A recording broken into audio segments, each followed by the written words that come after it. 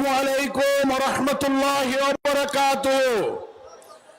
الحمد لله رب العالمين، الصلاة والسلام على سيد المرسلين وعلى آله وصحابه أجمعين. বাংলাদেশ জামাত ইসলামীর খুলনার উদ্যোগে আজকের এই নির্বাচনী জনসভার সম্মানিত প্রধান অতিথি, বাংলাদেশ জামাত ইসলামীর সংগ্রামী আমির, বাংলাদেশের 18 কোটি মানুষের স্বপ্নের মানুষ, মানবিক নতুন বাংলাদেশ গড়ার স্বপ্ন সারথী মজলুম জননেতা ডক্টর শফিকুর রহমান, আজকের মঞ্চে উপবিষ্ট সম্মানিত জাতীয় নেতৃবৃন্দ, খুলনার 6টি নির্বাচনী এলাকার সংসদ সদস্য পদপ্রার্থীগণ এবং সাংবাদিক বন্ধুগণ, আমার প্রিয় খুলনাবাসী ভাই ও বোনেরা, খুলনাবাসী মহান আল্লাহর কাছে আজকে একসাথে আমরা শুকরিয়া আদায় করি। বাংলাদেশের কোটি কোটি মানুষ যে নেতাকে দেখার জন্য খবর পেলে পাগলের মতো ছুটে আসে, সেই প্রিয় নেতা আমিরে জামাতকে আজকে আমরা খুলনায় পেয়েছি। এই জন্য আমরা আল্লাহর কাছে শুকরিয়া আদায় করছি, আলহামদুলিল্লাহ। আমরা খুলনার মানুষ, খুলনায় সারা জীবন বক্তব্য রাজনীতি খুলনার মানুষের মাঝে করেছি। রাজনৈতিক বক্তব্য আমিরে জামাত দেবেন। একটা কথা শুধু খুলনাবাসী দেশবাসীর জন্য বলবো, আর আমিরে জামাতকে কাছে পেয়ে খুলনাবাসীর পক্ষ থেকে খুলনাবাসীর মনের কয়েকটা দাবির কথা আমাকে দায়িত্ব দেওয়া হয়েছে আমিরে জামাতকে জানাবার জন্য, সেটা আমি বলবো। প্রথম কথা হচ্ছে, আগামী 12ই ফেব্রুয়ারি নির্বাচনে যারা আমাদের বন্ধু প্রতিপক্ষ নির্বাচনের মাঠে জামাত ইসলামী এবং 11 দলের প্রার্থীদের বিরুদ্ধে সন্ত্রাস, গুজব, মিথ্যা ছড়িয়ে দিয়ে আবার অন্যায়ভাবে জোর করে ক্ষমতায় যেতে চান, খুলনাবাসী শুধু নয় দেশবাসী বারবার প্রতারিত হয়েছে। দুর্নীতি, চাঁদাবাজি, ভিন্নমতের দমন, বিচারালয়কে হস্তক্ষেপ করে কর্তৃত্ববাদী শাসনের সাথে যাদের সম্পর্ক ছিল, বাংলাদেশের মানুষ আর তাদের কখনো গ্রহণ করবে না। নির্বাচনের এই ময়দানে আমরা দেখতে পাচ্ছি আমাদের বন্ধু রাজনৈতিক দলের প্রার্থীরা হুমকি দিচ্ছেন, দাঁড়িপাল্লার ভোট দিলে তোমরা কেন্দ্রে যাবে না, দাঁড়িপাল্লার মিটিংয়ে গেলে পা ভেঙে দেব। হিন্দু সনাতন ধর্মের ভাইদেরকে হুমকি দেওয়া হচ্ছে,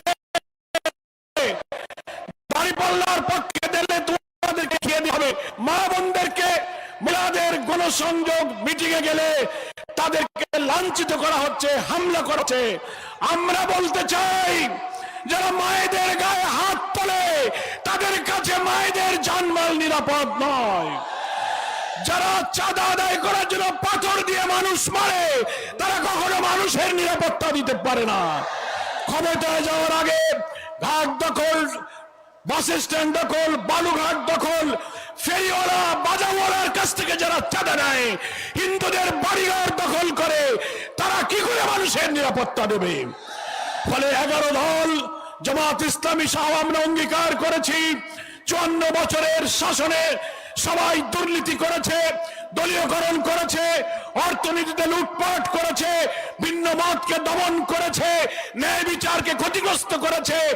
আমরা ইসলামী চেতনা, মুক্তিযুদ্ধের চেতনা, জুলাইয়ের চেতনা ধারণ করে সংগ্রামী নেতা ডক্টর শফিকুর রহমানের নেতৃত্বে একটি নতুন বাংলাদেশ আমরা গড়ে তুলব, একটি মানবিক বাংলাদেশ গড়ে তুলব, যে বাংলাদেশে ক্ষুধা, দারিদ্র, নিরন্ন, অন্নহীন, বস্ত্রহীন, ক্ষুধার্ত মানুষের হাহাকার থাকবে না, ইনসাফপূর্ণ বাংলাদেশ প্রতিষ্ঠিত হবে। সেই লক্ষ্যে 11 দলের যার যেখানে প্রতীক, খুলনাতে আমাদের 6টি আসনের 5টি আসনের প্রতীক দাঁড়িপাল্লা, আর একটি আসন রূপসা, দিগলিয়ায়, হাতগড়ি। আমরা এই সব প্রতীকে ভোট দিয়ে 11 দলের প্রার্থীকে আমরা বিজয়ী করব। সবাই কি রাজি আছেন? প্রিয় ভাইরা, খুলনাবাসীর পক্ষ থেকে আগামী দিনে বাংলাদেশ রাষ্ট্রের যিনি নির্মাতা হবেন তার দৃষ্টি আকর্ষণ করে কয়েকটি দাবির কথা আমি আমিরের জামাতের বিবেচনার জন্য পেশ করছি। প্রথম বিল ডাকাতিয়া, বিল বাদুড়িয়া, ঘোষলা, সালাতিয়া, কয়েকটি বিলের জলাবদ্ধতা ভবদা থেকে দক্ষিণাঞ্চল পর্যন্ত ৩৫ বছর ধরে শাক সবজি মাছ চাষ ফসল ধানের ক্ষতি হয়ে আমাদের জীবন জীবিকার ঠিকানা ধ্বংস হয়ে যাচ্ছে। ইনশাআল্লাহ নতুন বাংলাদেশ নির্মিত হলে ৬০-এর দশকের ওয়াবদা বাদ এবং দক্ষিণ অঞ্চলের উপকূলীয় কয়রা পাইকগাছা বটিয়াঘাটা দাকব অঞ্চলের উপকূলীয় অঞ্চলের টেকসই বাঁধ নির্মাণ করে এই অঞ্চলের কৃষি মৎস্যকে বাঁচিয়ে রাখতে হবে। আমরা খুলনার বিশেষায়িত হাসপাতাল একটা আছে, সেখানে আধুনিক যন্ত্রপাতি নাই, চিকিৎসার সংকট। কর্তৃত্ববাদী শাসকেরা এক সময় এই হাসপাতালকে নিয়ে রাজনীতি করেছিল। এখন মুক্ত বাংলাদেশে বিশেষায়িত হাসপাতালের আধুনিকায়ন করে সার্বিক উন্নয়ন করতে হবে। বন্ধ মিল কারখানা, খালিশপুর, খুলনা নিউজপ্রিন্ট, হারবোর্ড, পাটকল, চিনিকল, ম্যাস ফ্যাক্টরি, টেক্সটাইল মিল সব বন্ধ হয়ে গেছে। লক্ষ লক্ষ শ্রমিক বেকার। নতুন বাংলাদেশ যদি আমরা আমিরের জামাতের নেতৃত্বে গড়তে পারি, বন্ধ মিল কারখানা চালু করে শ্রমজীবী দুঃখী মানুষের বুকে হাসি ফোটাতে হবে। সম্মানিত আমিরের জামাত, খুলনায় আপনি জেনে অবাক হবেন, একটা বিভাগীয় শহর, খুলনায় কোনো গ্যাস লাইন নাই। বাংলাদেশের সব প্রায় গুরুত্বপূর্ণ শহরে গ্যাস লাইন পৌঁছে গিয়েছে। আমাদের খুলনায় পাইপলাইনের মাধ্যমে গ্যাস সরবরাহের দাবি আমাদের দীর্ঘদিনের। আশা করি আপনার নেতৃত্বে দক্ষিণ অঞ্চলে পাইপলাইনের মাধ্যমে গ্যাস সরবরাহ শুরু হবে। আরেকটি গুরুত্বপূর্ণ হলো, আপনি নিজেই যে বিস্মিত হবেন, বাংলাদেশের একমাত্র বিভাগীয় শহর হচ্ছে খুলনা, পুরাতন বিভাগীয় শহর, যে বিভাগীয় শহরে কোনো বিমানবন্দর নাই।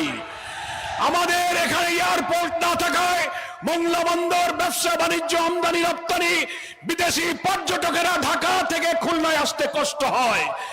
এই জন্য বিমানবন্দরের জন্য খুলনা মোংলা রোডের পাশে জমি অধিগ্রহণ করা হয়েছে, কিন্তু টাকা লুটপাট করে বিগত সরকার তা সব শেষ করে দিয়েছে। নতুন বাংলাদেশের স্থপতি হিসেবে আপনার কাছে আমাদের দাবি থাকবে, খুলনায় একটি আধুনিক বিমানবন্দর নির্মাণ করতে হবে। সর্বশেষ, সুন্দরবন হচ্ছে একটি ওয়ার্ল্ড হেরিটেজ।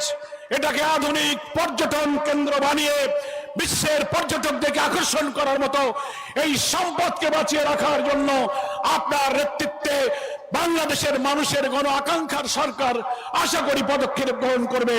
আমি আপনাকে খুলনাবাসীর পক্ষ থেকে আন্তরিকভাবে মোবারকবাদ জানিয়ে আজকের এই জনসভার লক্ষ লক্ষ মানুষ আমিরের জামাতের কথা শোনার জন্য যা এসেছেন, আপনাদের সকলকে আবারও ধন্যবাদ জানিয়ে আমি আমার বক্তব্য শেষ করছি। আল্লাহ হাফেজ। বাংলাদেশ জিন্দাবাদ, জামাত ইসলামী জিন্দাবাদ, 11 দলীয় নির্বাচনী ঐক্য জিন্দাবাদ।